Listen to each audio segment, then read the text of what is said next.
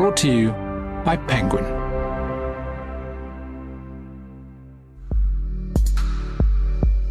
These turns of phrase, there's an incredible one where the guy goes to bed and he can't sleep and he puts his hand under the pillow and he feels a mouth with hair and teeth, but not, he says, the mouth of a human being.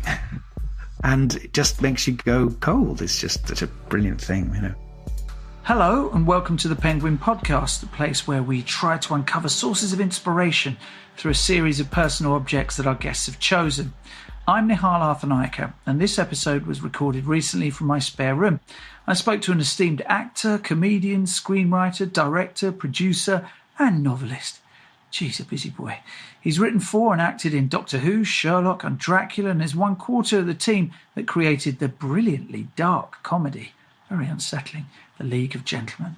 He joined me to talk in part about narrating a brand new audiobook of Bram Stokers Dracula and the BBC radio dramatisations of M.R. James' ghost stories, in which he plays the man himself, M.R. James.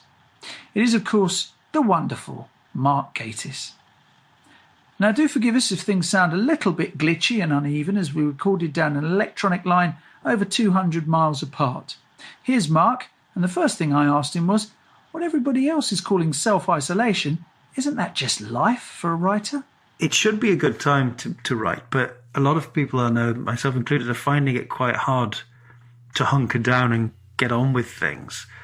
You sort of wake up every morning, and I remember reading, people's mass observation diaries from the war and things like that, saying that, you wake up and for a moment you forget that it sort of hits you again. So there is a weird pull going on because half of your brain is telling you that things will never be the same again. And I don't think they will. I mean, this is going to have an enormous impact, not just in terms of people's loss of life, but economically. We just don't know.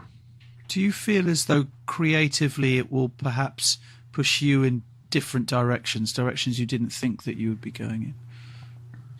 It's a hard question to answer because we have really no idea what it's going to be like on the other side. You've got to plan, I think, otherwise you go mad. But I'm supposed to be directing a play in Chichester in the summer. I've written a new adaptation of A Christmas Carol, which I'm in, which is meant to happen in November, December, and we're supposed to be filming something in May, and all these things are just on permanent hold now. You've got to cross your fingers and hope that by then we'll be back to something like normality. But, writing and acting is perilous at the best of times. People live virtually hand to mouth as it is, and now it's just received this massive sort of cataclysmic shock. So people have got to be helped. But what that means on the other side is really hard to say because it's going to take so much time to put that back together, isn't it? And on the plus side, there's going to be an absolute craving for stuff. I mean, the desperation to go to the theatre, the cinema. There are sectors of the creative economy which are going to do fine. In fact, some places are probably going to benefit from it, oddly enough. So it's not all doom and gloom, but I just don't know what the creative response will be. I mean, those wonderful stories from the war about Dame Myra Hess's lunchtime piano concerts and things like people were craving culture, but that was like 6 years of war. So I think in terms of a response, we have to see what's left on the other side of this. What, Mark, would be the Mark Gatiss live stream then? Because you're seeing comedians doing their sets and live streaming them. Joe Wicks, of course, doing his exercise every morning for the nation. And we've got Chris Martin the other day was doing something. What would Mark Gatiss be giving live to the nation then? Nothing. I wouldn't presume to inflict myself on anybody. What a dreadful idea. No, nothing. Well, you've already recorded this the audio book version of Bram Stokers Dracula, so that's one thing that people can have in their lives. Yes, but I wouldn't do that. I wouldn't do that as a live stream. Why not dress up? I mean, just go for it. Just do. Nobody needs to see that. Nobody needs to see that. No. Why did you say yes to doing this? I wish I knew. Bram Stokers? It was really hard. I said yes in the middle of making Dracula. By the time it came around to doing it, I was so Draculaed up to the back fangs. But I really enjoyed it. I have to say, I had a terrific time. It took 6 days to do, and it's a big challenge because there are so many voices, and there's a lot of posh young men really who. The danger is they all sound the same. And actually, the most sort of exciting voice to do, which is Dracula, he's hardly in it. I mean, they're very interesting things, talking books. I always have the same experience. When you start, you feel like you'll never get through it. It's amazing how much you trip over your words to start with, or there's just extraordinary technical things go on, as we know, and then suddenly you get into a rhythm. And it just flies. Then you stop for the day. When you have to come back at sort of 9 o'clock the next morning, you have to go through that again, strangely enough, until you get into the rhythm of it. And then it's absolutely fine. I mean, there were certain parts of it, particularly towards the end, which is all sort of action, and they're chasing Dracula and his gypsy guards back to Castle Dracula across Transylvania. It's big action stuff. And it was really exciting to do. And it just kind of flows out of you when you're in the sort of zone, but you have to get into the zone quite carefully after some time. So 6 days. I mean, that sounds quite intense. Yes, it was. I mean, it's hard.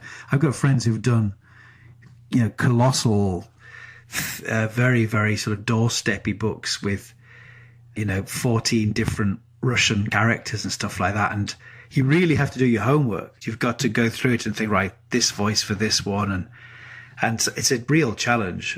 So I take my hat off to people who do it a lot, because I think it must be really difficult.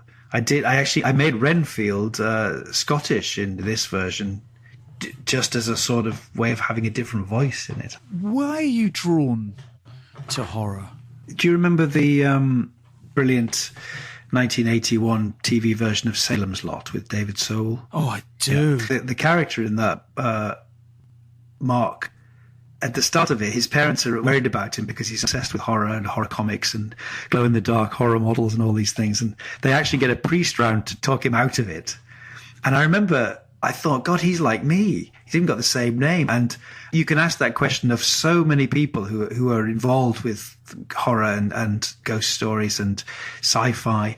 And at some stage, a teacher or a parent has always sort of furrow their brow with worry about their future, but those people have gone on to become, the mainstays of the entertainment industry, because they love this stuff. And I think that's the truth. You can't really answer it. You just say, well, I am. I mean, you might as well ask somebody why they like playing football, or it's just what you like. And there's no easy answer at all, not at all. You can't really just sort of say, oh, this happened to me. Or I saw The Brides of Dracula, my first horror film, when I was 4, and I was just something about it instantly chimed with me, and it never left. It's an interesting form of babysitting.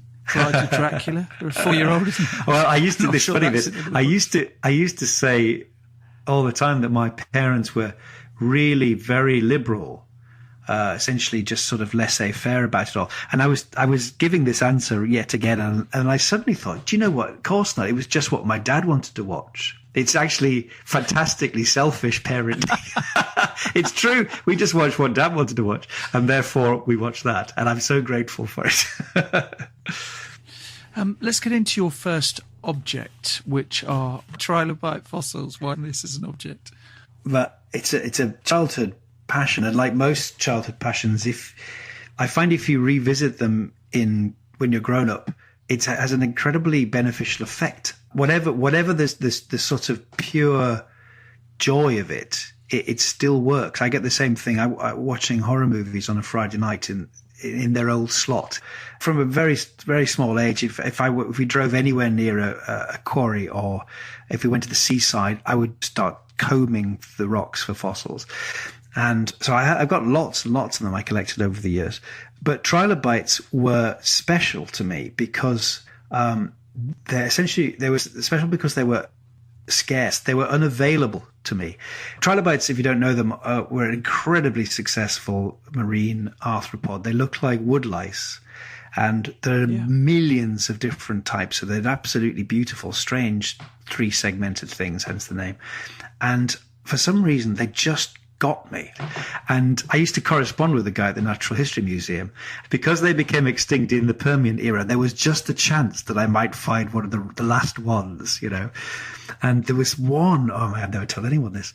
There was one I was so convinced it looked like the cheek of a trilobite. And I sent it in a jiffy bag to the Natural History Museum, and my correspondent said I still remember it. He thought it was the impression of the anterior section of a brachiopod, which is a kind of mollusk, and he just put in brackets, "Sorry, it's not a trilobite." I was really crushed. What you could do was and I used to do on our seaside trips to Whitby, the Dracula connection, which is where I first read Dracula. You could buy them from fossil shops, you see, and I bought a couple of trilobites just to have them. But it was not the same, of course, as actually finding one. And I didn't find one until 2000. We went on holiday to Virginia, which is prime territory. And we rented a hut in the Blue Ridge Mountains. And I remember as we were driving up through the forest, there was so much exposed rock. Literally, my heart started to beat faster. We got out of the car, and I ran back down the track to some exposed rock, and I found one. It was a tiny thing. I still got it, but it was the first one I ever found, and it meant the world to me. Really interested to move on to another object of yours, which is the ghost stories of Montague Rhodes James. How old were you when you first came across the ghost stories of M.R. James? It was probably the film Night of the Demon, which is an adaptation of his story, Casting the Runes. Brilliant film. And I saw that when I was very young, about 8 or 9, I think. And then sort of simultaneously with the ghost stories for Christmas on BBC Two. Those were my first exposures. And I mean, I've chosen this sort of emblematically because, you know, James is the greatest of them all, but also he represents just the notion of them. And ghost stories are my favourite things. I love horror, and I still love horror in all its many different forms, but ghosts are my favourite thing. I'm not quite sure why. Possibly because also Christmas Carol is my favourite story, but I love something. There's something about them which is different to vampires, werewolves, zombies, or mummies, or whatever. The idea of the revenant, I think, of the past intruding into the present. It's left a very long legacy for me. It casts a very long shadow, and James's stories are just so.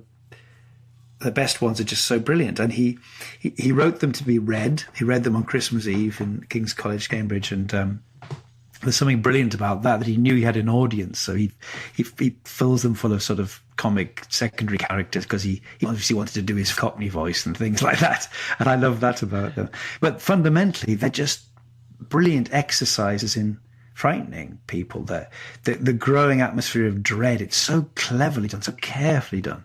You know, he drip feeds it. It starts very mundanely, very ordinarily, and then you just get a glimpse of something being not quite right. And his turns of phrase, you know, there's an incredible one where the guy goes to bed and he can't sleep, and he puts his hand under the pillow, and James always does this thing of slight, he calls it the haze of distance. So his stories are told second hand. This happened to a friend of mine about 30 years ago or something. It's always slightly removed, which is very clever.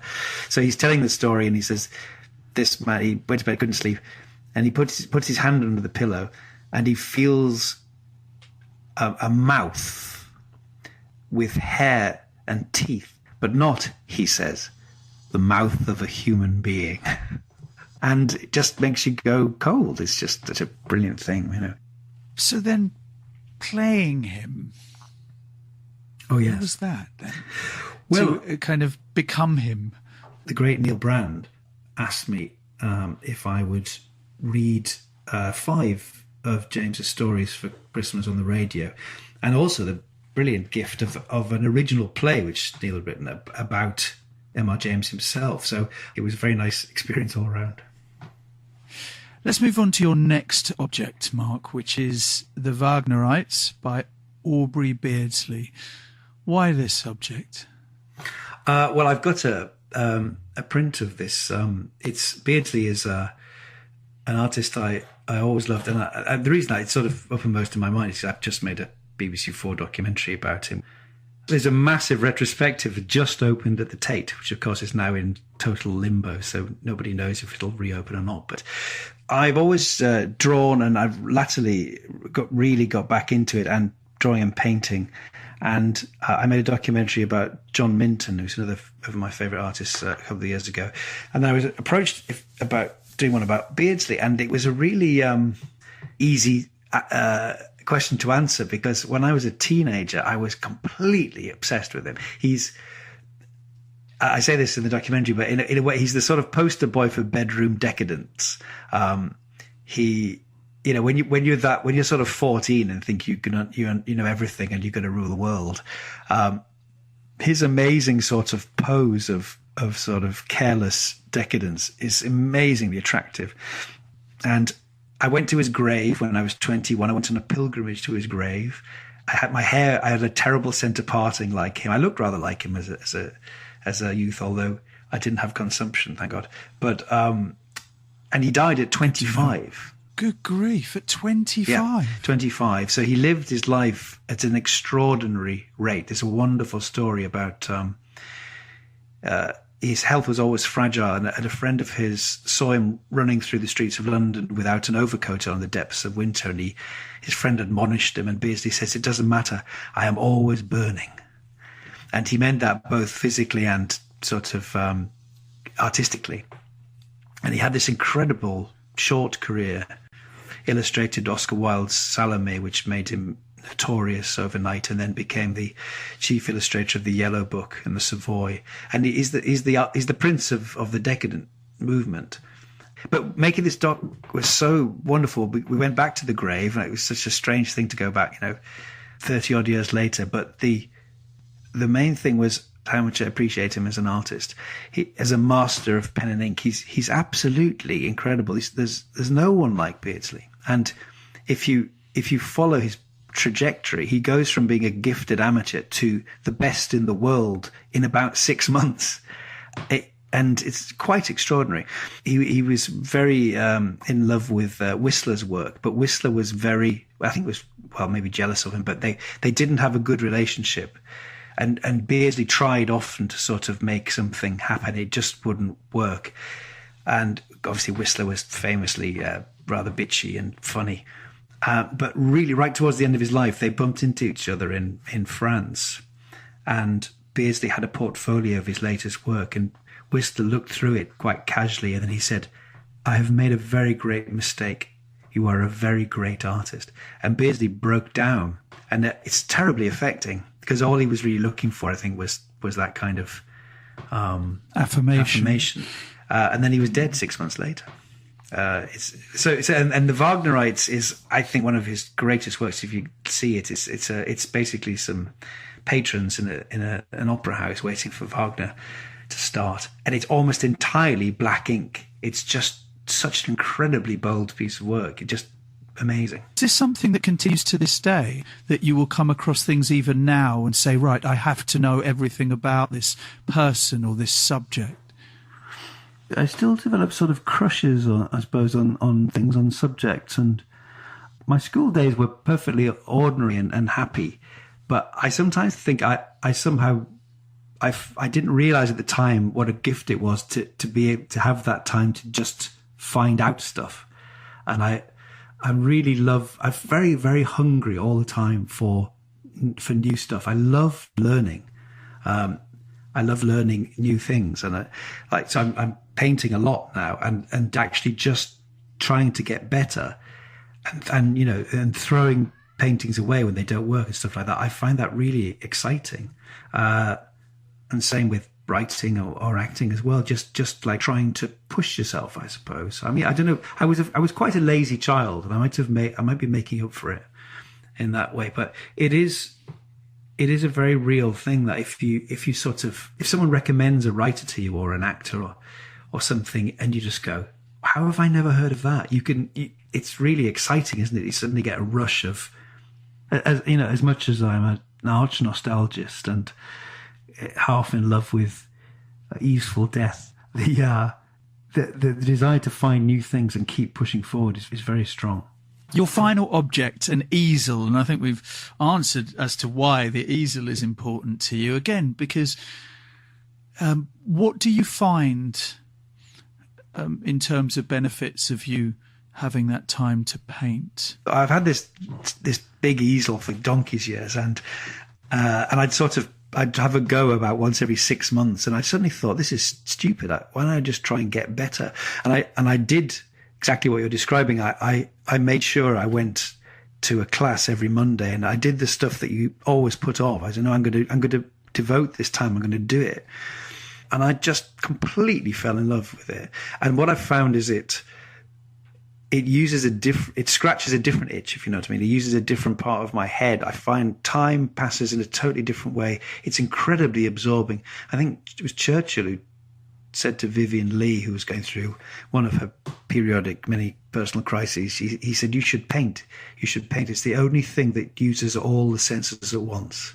And it's true. It just there's an incredible amount of hand-eye coordination going on, but it's sort of Zen-like at times. You just get into an amazing focus looking at the subject of the painting and then just trying to capture it, and the technique of mixing the paints and whatever that effect is going to be, So I'm just really, I feel slightly sad that I didn't do it 20 years ago. But at the same time, it's the same sort of hungry rush to know stuff and learn stuff. I find very, very exciting, really. What has success afforded you more of? Well, a choice is the truth. Yes, choice, which is the most amazing gift of all, really. Thank God I've not been in the position for a long time of being hand to mouth, and also of choosing the things I want to do. An awful lot of my output in the last 10 or 15 years has been dream stuff. People do say, it's like, do you pinch yourself? Yes, of course I do. I mean, writing a new Dracula or Sherlock Holmes, it's what I always wanted to do. So I have absolutely no complaints, obviously. Are you good at accepting things that you're not very good at, or will you just keep going until you are good at them? Oh no, I wish I were. I give up far too easily. I think I've tried to learn Italian about 300 times. I'd somehow need to be made to do that. I mean, this is a good time to learn Italian, isn't it? I won't do it, but yeah. I think it depends. I think it's about what it's like. It's like having a good teacher, isn't it? You want to please a good teacher. Another of my sort of specky, geeky hobbies as a child was astronomy. I had a not very good telescope, but I used to stand and freeze my balls off in the depths of winter, looking at the stars on my own. And at school, physics was an absolute nightmare to me. I was just hopeless at it. But for 2 weeks, one term, we did astronomy, and I absolutely blossomed. I knew so much from my own hobby. And a similar thing happened in geography with geology. We couldn't do geology as an O level. You could do it in the school across the road, unbelievably. And I was so frustrated by that. But I had such a passion for it. It was a brilliant feeling to be sort of on top of something, on top of a subject, But I think you've got to be led, if you can, you've got to be led by your passion. I mean, the obvious, the easy answer, as people always say, is, make your passion into your work.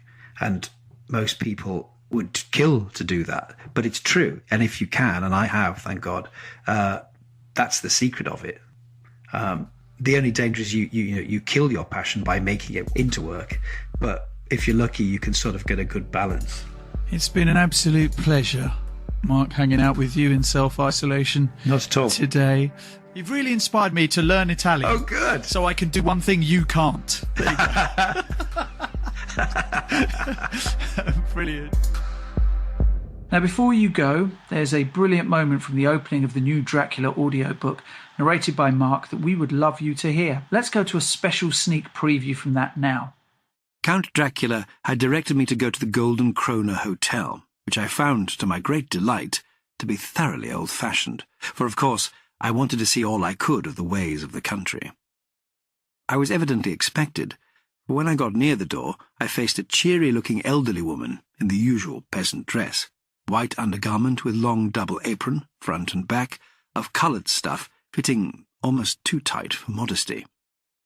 When I came close she bowed and said, "The Herr Englishman?" "Yes," I said, "Jonathan Harker." She smiled and gave some message to an elderly man in white shirt-sleeves who had followed her to the door. He went, but immediately returned with a letter. "My friend, welcome to the Carpathians. I am anxiously expecting you. Sleep well tonight. At 3 tomorrow, the diligence will start for Bukovina. A place on it is kept for you. At the Bogo Pass, my carriage will await you and will bring you to me. I trust that your journey from London has been a happy one and that you will enjoy your stay in my beautiful land. Your friend, Dracula." That was Dracula, written by Bram Stoker, of course, and read there by my guest, Mark Gatiss. The audiobook will be available to buy on the 25th of June, and in the meantime, the M.R. James BBC Radio Collection, a compilation of 12 of M.R. James's most popular ghost stories recorded as radio dramas, also featuring Mark, is available to download now. There's a link in the programme notes of this episode. And please remember to rate, comment and subscribe to the Penguin Podcast. We love to know what you think. You can also find us on your Alexa-enabled device. Thank you, as ever, for listening.